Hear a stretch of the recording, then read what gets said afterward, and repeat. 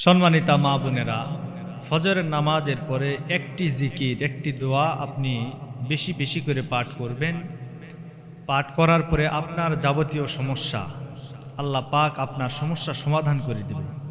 আপনার কোন অসুবিধা, আপনার পরিবারে অশান্তি, শান্তির জন্য আপনি এই দোয়া পাঠ করুন। আপনার পরিবারে অভাব অনটন, আপনি এই দোয়া পাঠ করুন। আপনার সন্তান কথা শোনে না, আপনি দোয়া পাঠ করুন, ইনশাল্লাহ আপনার সকল সমস্যা সমাধান করে দিবে। কারণ কোরআনটা হচ্ছে আমাদের জন্য একটা সকল সমস্যার সমাধানের একটি কিতাব, একটি গাইড, একটি বুক। রব্বুল আলামিনের জন্য বলেন, ওয়ানুনাজ্জিলু মিনাল কুরআনি মা হুয়া শিফাউন ওয়া রাহমাতুল লিল মুমিনিন।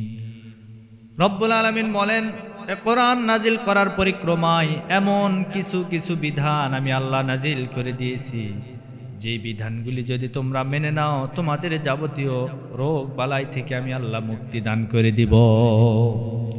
আমরা তো মনে করি যে আমাদের শুধুমাত্র শারীরিক অসুস্থ হলেই মনে হয় আমরা অসুস্থ। না, মানুষের শারীরিক, মানসিক, পারিবারিক, সাংসারিক সকল দিকে মানুষ অসুস্থ হয়ে পড়ে।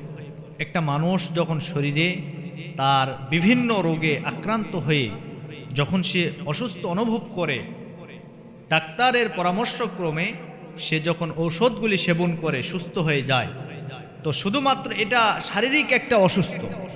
আপনার পরিবারে অশান্তি, পরিবারে অসুস্থ, আপনার সংসারে অসুস্থ, আপনার সমাজে অসুস্থ, দেশে অসুস্থ, এই অসুস্থগুলি আপনি দূর করবেন কিভাবে? আর এই দূর করার জন্য যে ট্রিটমেন্ট আপনাকে গ্রহণ করতে হবে, যে ওষুধ আপনাকে সেবন করতে হবে, সেই ওষুধের নাম হচ্ছে কোরআনে কারিম।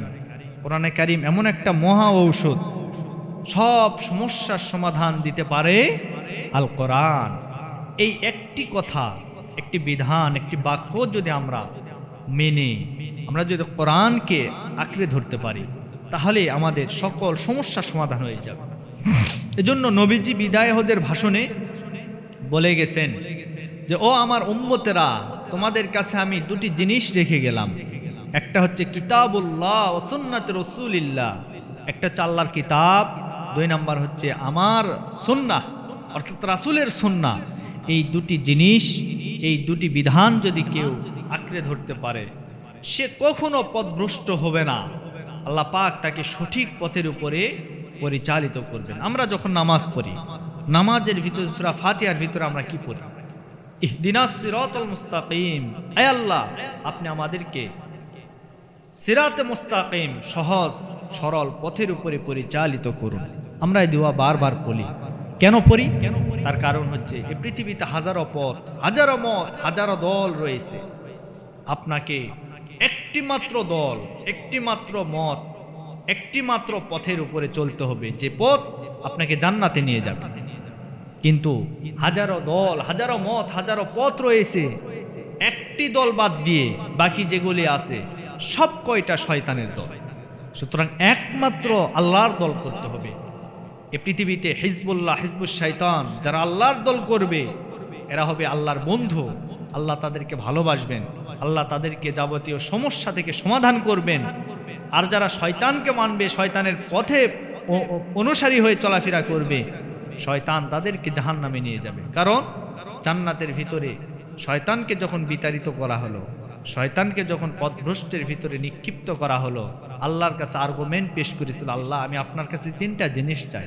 নাম্বার 1, কিয়ামত পর্যন্ত হায়াত চাই। 2 নম্বরে আমাকে এমন একটা পাওয়ার দিবেন, এমন একটা ক্ষমতা দিবেন, যে ক্ষমতার দ্বারা আমি আপনার বান্দাদেরকে, বান্দিদেরকে যেন ভালো পথ থেকে যেন আমি অন্যায় পথে নিয়ে আসতে পারি, এই একটা পাওয়ার দিবেন। এই পাওয়ারও দিয়ে দিলেন। এমনকি সে বলেছিল আমি যেন মানুষের রগে, শিরা, উপশিরায় সব জায়গায় প্রবেশ করতে পারি। এই পাওয়ারটাও আল্লাহ দিয়ে দিলেন এবং কিয়ামত পর্যন্ত তাকে হায়াত দিয়ে দিলেন। এই জন্য এই যে শয়তান আল্লাহর কাছে চাইলেন, আল্লাহ দিয়ে দিলেন, কিন্তু তার জন্য জাহান্নাম হারাম। এবং শয়তানের পথে যারা চলবে, শয়তানের পথে যারা অনুসরণ করবে, তাদের জন্য জান্নাত হারাম। আল্লাহ পাক সেই দিন বলেছিল যে যা, তোকে আমি সব দিয়ে দিলাম, কিন্তু তুই শুনে নে, আমার যেই সমস্ত নেক বান্দা এবং বান্দি আমার গোলামি করবে, আমার ইবাদত করবে, আমার বন্দেগী করবে, তাদেরকে তুই কখনো আমার পথ থেকে তোর পথে নিয়ে যেতে পারবি না কোশ্চিন কালেও পারবি না। আজকে সারা পৃথিবীর দিকে আমরা লক্ষ্য করলে দেখি এমনই কিছু আল্লাহর বান্দা বান্দি আছে যাদেরকে জেল জুলুম, যাদের উপরে অত্যাচার, মার পিট, রিমান্ড, এরপরে আরো কত নির্যাতন, বাড়ি ঘরে হামলা, এই সমস্ত করার পরেও তাদেরকে আল্লাহর পথ থেকে কখনো শয়তানের পথে নিয়ে যাওয়া যায় না। তার মানে বোঝা গেল এরাই হলো প্রকৃত আল্লাহর দলের অনুসারী, আল্লাহর দলের মানুষ। সুবহানাল্লাহ। এজন্য আমরা আল্লাহর দলে থাকব, শয়তানের পথকে অনুসরণ করা যাবে না। শয়তান আমাদের প্রকাশ্য শত্রু। রব্বুল আলামিন এজন্য বলেন ইন্না কাইদাশ শাইতানা কানা দাঈফা, শয়তান তোমাদের প্রকাশ্য শত্রু কিন্তু আদুউম মুবিন। আল্লাহ বলেছেন অন্য আয়াতে কারিমার ভিতরে বলেছেন শয়তান তোমাদের যে চক্রান্ত করে এটা হলো দুর্বল।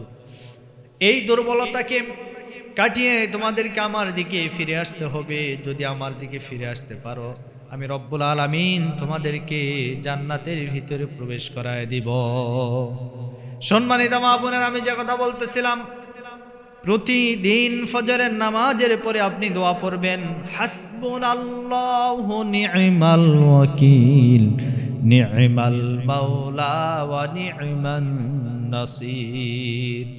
কোরআনে কারীমের এই আয়াতটুকুন পড়বেন, আল্লাহর কাছে বারবার আপনি করুণা করবেন, আল্লাহর কাছে আপনি দোয়া করবেন, আয় আল্লাহ আমার এই সমস্যা, আমি পারিবারিক অশান্তিতে আছি, আমার স্বামী আমার উপরে সব সময় রাগান্বিত অবস্থায় থাকে, ভালোবাসা দেয় না, এই ধরনের দোয়া করতে থাকুন। আল্লাহ পাক রব্বুল আলামিন আপনার দোয়া কবুল করে নিবে, আর আপনার সংসারে আপনার পরিবারে যাবতীয় সমস্যা আল্লাহ দূর করে দিবেন। সুবহানাল্লাহ।